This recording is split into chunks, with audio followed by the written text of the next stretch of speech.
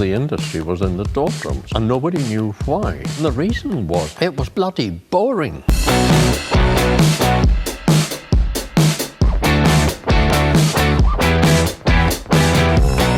Mostly people said, oh no, you can't do that. If there had been any market for that sort of stuff, somebody would have done it before. Generally speaking, the whisky industry was so set in its ways, it couldn't conceive of any change. It had been around for well over 100 years. Everybody thought this was as good as it could be. Possibly some people were thinking twice about it because the industry was in the doldrums. Markets were falling and nobody knew why. And the reason was, it was bloody boring. Nobody wanted to know about whisky because all that had been said about whisky, people were just repeating the same things over and over again. It was all based on what was called brand values, which were boring things like the association with all sorts of old farts. Marketing directors were wringing their hands and saying, why does nobody want to drink whisky anymore? Now, it wasn't true that nobody wanted to drink whisky anymore because it was still a huge industry, but sales were falling year on year and they didn't know why. And basically the idea was that it was boring, it wasn't interesting. The things that were being said about whisky were the things that had been said for 100 years. And some of them were true and an awful lot of them weren't true. And we were able to come out there and say, well, it's not like you think it is. It's different.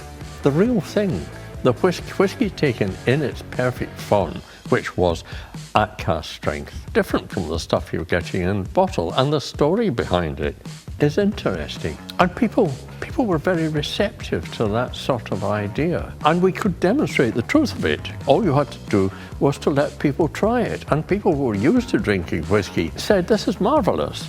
And people who didn't like whisky said, I don't like whisky, but I like this.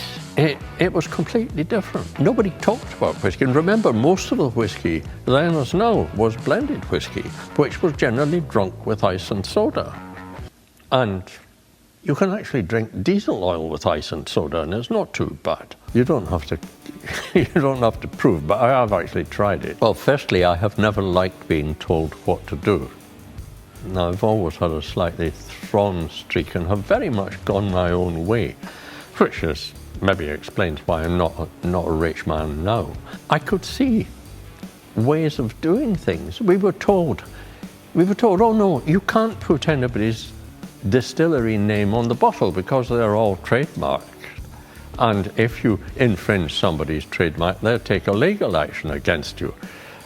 And I said, well, that's not a problem. We won't put any distillery name on the bottle. What we will do is give the distilleries a number. Since the first distillery we bottled was Glenfarclas, we made that bottle number 1. And the individual cask, which was what it was all about, we gave that a number as well. There were things of that sort that just needed somebody to be intelligent, to be ingenious, and not to give a damn about their status in the whisky industry, which most people in the whisky industry very much did.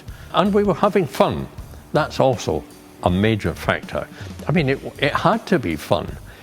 We were able to go out there and simply tell the honest truth about whisky and say almost everything you know about whisky is untrue. And what we will do is tell you what it's really like, and what it's really like is absolutely wonderful. And it was easy. It was fun. My friends and I had lots of fun, and the old guard didn't. And you could see there was always a conflict, and they were always a bit jealous. And the reason they weren't having fun was that they weren't fun people. The members of the society didn't respond to the old farts. They responded to those among us who were actually having fun. And so the whole thing developed, and we invented whisky tasting as a leisure pursuit. Before we started, nobody had ever thought of tasting whiskies as you would wines.